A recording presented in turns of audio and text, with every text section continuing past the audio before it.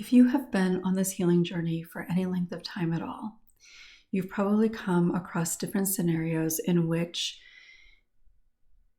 you've wanted to believe something or something has been suggested to you, but you just can't really wrap your head around it. You just can't really let yourself believe that that can really happen or not imagine what that would actually be like. Can you relate? That can be a huge challenge in this healing journey. It can really cause people to kind of hold back in a sense. And I want to address a specific piece of that today. Welcome. I'm Peggy Oliveira. Thanks so much for joining me. So I've had some conversations recently that led to me doing this video.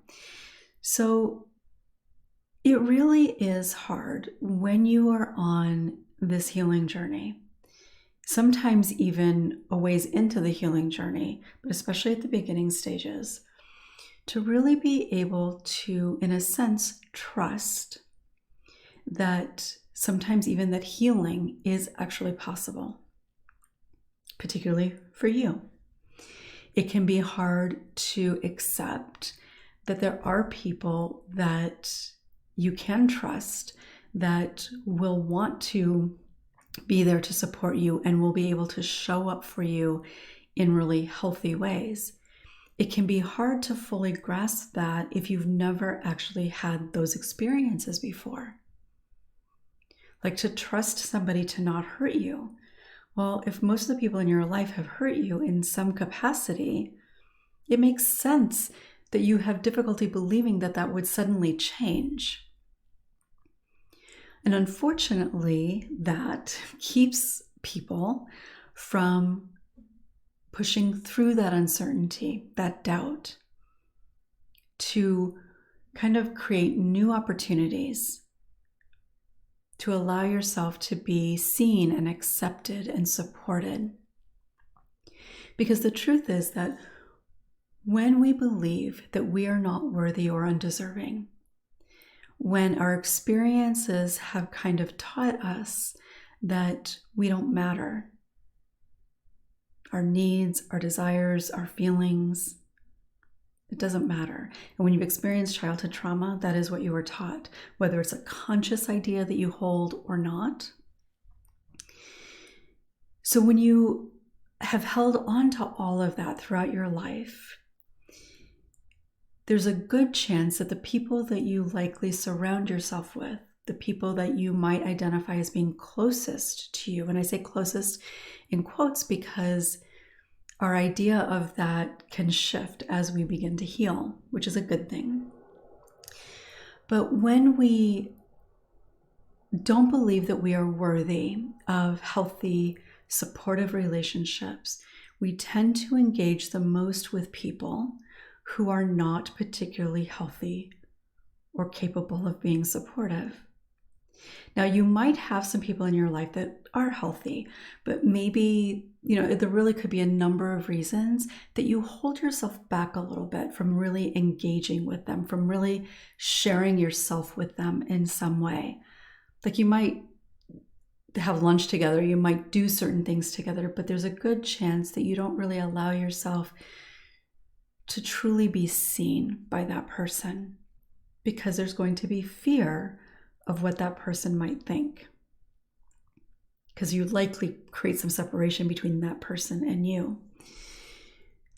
So because we tend to engage most with people that are not healthy, and sometimes this is our family of origin, people that we've known even throughout our lives, and sometimes it can be new friendships that we're creating, but they're not necessarily the healthiest types of friendships. So what happens is you continue throughout your life to experience people that aren't really ready, able, and sometimes willing to show up with you in a healthy, supportive way.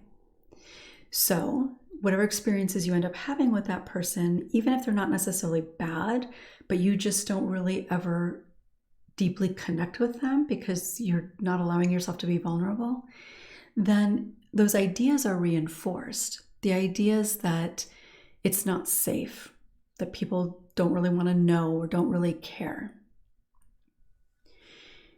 So it's really difficult then to wrap your head around how that could ever really change. Right? Like if you think about your experiences and the kinds of things that you say to yourself over and over again, we often will say to ourselves that people just aren't willing, or that maybe people don't care about you enough, which means therefore that I'm not good enough, I'm not deserving, or whatever it is. But so much of healing requires us to create additional connection beyond what we've really experienced previously. Now, if there are healthy people in your life, that could be deeper connection with them. Maybe you start engaging more with them. Maybe you start opening up a little bit more with them. And if they don't share a whole lot with you, maybe you actually begin to ask them things to create an opportunity to have a deeper conversation. But what I have witnessed the most, and I would say that this is definitely true in my own life, that as you move through this healing journey, you end up creating new connections. The healthier you become, who you are drawn to be in relationship with changes. So the people that you felt like you had things in common with, or that you found yourself just engaging with because it was easy, or because they were there, or maybe even because they showed an interest in you, even if you didn't necessarily feel a whole lot of connection with that person. But as you get healthier, you start acknowledging what you want and what you need, and trusting the truth of who you are, allowing yourself to risk being vulnerable. You start being drawn to different people in your life, to have in your life. And generally, it's going to be healthier people. Because when you begin to believe that certain behaviors are not okay, when you begin to really accept and trust that balance in a relationship is important, that you matter as much in that relationship as the other person, then what you are willing to tolerate, the kinds of things that you look for in a friend or a partner, begins to shift. So while it can be difficult to really be able to wrap your head around how could it ever be possible that I would have people in my life that I could share things with and they would really be interested and want to support me? Well, because you've not experienced it, or if you've not experienced it, you're not going to be able to trust that. But once you allow yourself to start practicing being vulnerable with healthier people who are more able to be present, then you begin to experience things differently. People start actually asking and being interested in how you're doing. They might ask you what's wrong.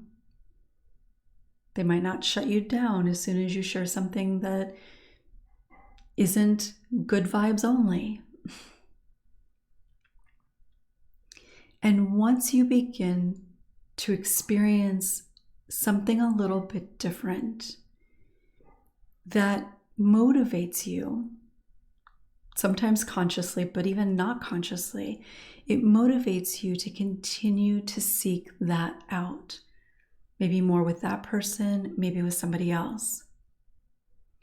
So the nature of your relationships, who you choose to be in relationship with, changes over time. You bring different types of people into your life. you're more willing to engage, to share, to connect in a vulnerable way with those people, which creates connection. It's both of you coming together. One of the things that I see happen so often in unhealthier relationships is that, particularly with friendships and family too,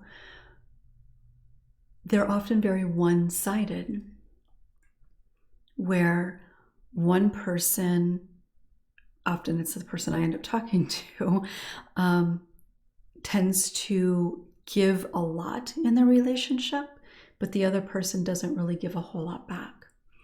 Or maybe the other person shares a lot of what's going on with them and is quite vulnerable, but maybe you don't feel trusting yet, and so you don't really share much with them. And that doesn't have to be anything about that particular person. It's your level of trust. So before healing, or in the early stages of healing, you're not able to really do some of the things that are necessary in order to build those healthy relationships, those healthy, mutual, balanced relationships. But as you continue to heal and you begin to trust in yourself, you do choose differently. And if you meet somebody new and you start engaging with them and it seems very one-sided, you recognize it a little bit more quickly. It may not be easy, but you also begin to recognize this is not really what I'm looking for in my life. I've had enough of that, and now I want people who can meet me where I am. And I also want to say, and this is important with relationships generally across the board, that while I mentioned balance, I'm talking about an overall balance. In most relationships, particularly closer relationships, there are going to be times that it's actually not balanced at all, where one person is maybe giving a little bit more than the other person. And this is especially true in like a romantic relationship, a long-term relationship. This can also absolutely be true in friendships as well, especially the closer the friendship and the longer lasting the friendship. This can very much be true as well. But there's going to be times, for any number of reasons, that one person is going to be giving a little bit more than the other person. Maybe feeling more open, maybe having more energy, maybe the other person is going through a really difficult time and needing more and not able to give as much. That's perfectly okay. And that can still be a very healthy relationship as long as you're aware of what's happening on both sides. So whether you're the one giving more or taking more, being able to recognize that and not feeling bad about it, but recognizing it and being able to hold on to the entirety of the relationship and recognizing that maybe there was another time where it was shifted and the other way around. So it's not, and I think this is important, it's not about continually balanced throughout, but the overall relationship is balanced. So this happens a lot certainly in partnerships, but with a friend. If you've got a friend that you've had for a long time, and particularly if there's a lot that you share with one another, that person is more likely going to share with you that they're really struggling with something, whatever it might be, and that they're just having kind of a hard time. So if you make plans and that person cancels last minute or maybe even forgets, that's obviously not good, right? Like, that's not an ideal situation in a long-term relationship if it happens repeatedly. But if it happens once and this person is able to acknowledge that they missed it, or that whatever the case may be, whatever happened, if they can acknowledge it, and particularly if they can apologize for it, maybe not in that moment, depending on what's going on, but at some point relatively soon afterward, if they can acknowledge it, maybe ask for forgiveness, apologize, and you decide to accept that and not take it personally, that can actually be a really beautiful and healing experience for both of you. And another time, it might be the other way around. But if it's mostly the first way, if there are many times that is the case, but it's very rare that it's the other way around, that's not a healthy relationship. That's not balanced. And I also want to be clear here in that we can't judge it if you are never willing to share, if you're never willing to acknowledge that you're struggling with something, if you never give somebody an opportunity to show up for you, then we're not able to really look at it in the same way that I was just saying, because it's not going to be balanced because you're not allowing an opportunity for it to be balanced. So I think that's an important thing to recognize, because it might feel really unbalanced to you and like it's not fair and this person is always needing something from you, and that could be true. But could it also be true that if you did allow yourself to acknowledge that you needed something or were having a difficult time, would that person potentially then be there for you? But we can't know that unless we're willing to be vulnerable and open up to that person. And of course, if that person isn't able to be there for you in whatever way that might mean, well, that's an important thing to know. But the more healing you do, the more aware you will be, the more centered and grounded you will feel in who you are and what you want, and not feel shame about that. And when you're in that place, it becomes more natural to engage in a different way. And as I said before, to even choose to be in relationship with people that show up differently. And I also want to say this, and I kind of reference it a little bit. There can certainly be people that you already have in your life that, if given an opportunity, could potentially meet you and desire to meet you where you are on this healing journey as you continue to move through it. There absolutely can be. So I'm not at all suggesting that the people that you have in your life are not good for you and you need to move on. That could potentially be the case, at least for some. But that's not at all what I'm suggesting. It's just about recognizing that in order to experience the things that we think are going to be impossible for us to experience, we have to be able to be in situations with people that allow us to practice, that allow us to risk being vulnerable so that we can develop connection, so that we can begin to trust that we are worthy of that connection. And once you see glimpses of that, you recognize that all those things that you've said to yourself over the years that could never happen for you are, in fact, happening for you, even if just in moments to begin with, which it usually is, just in moments.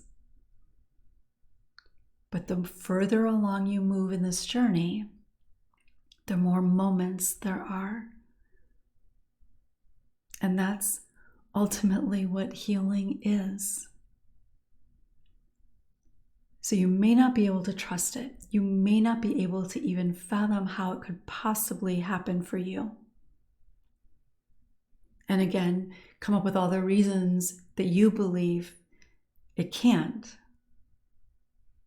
but that doesn't make it true.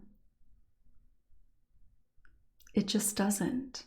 And I know how hard that can be to accept, to see, and certainly to trust. But it does when you allow yourself to take risks in conscious, mindful ways with people who have shown you in some way that they are likely somebody who can be with you in whatever that is, that can listen,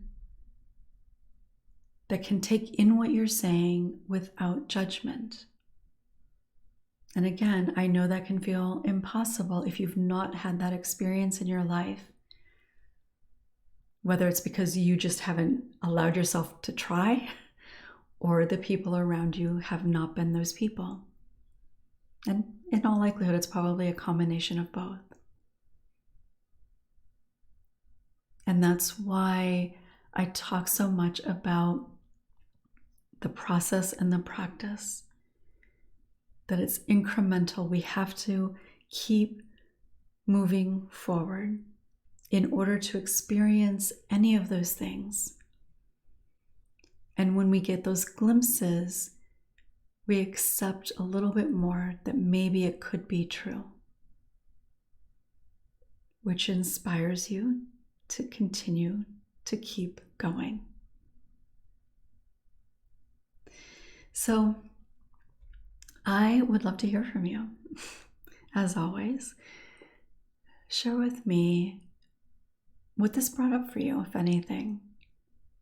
Could you see yourself in some of what I was sharing, some of those examples? There is nothing about the healing process that is easy. And when everything inside of you is telling you it's not going to happen, that's part of the reason that courage is such a part of this. Because it takes courage, it takes internal strength to be able to push forward when everything inside of you is telling you there's no point, or telling you that it's not safe. But you deserve healing, and you deserve to have people in your life, whether it's one person or many. You deserve to have people in your life who honor you. All of you. The struggles, the joys, the laughter, and the tears. And for many of us, it often is just one person. And there's absolutely nothing wrong with that. We can have many people in our lives that we enjoy being around. But most people don't have a lot of people who they can really feel safe in being vulnerable with.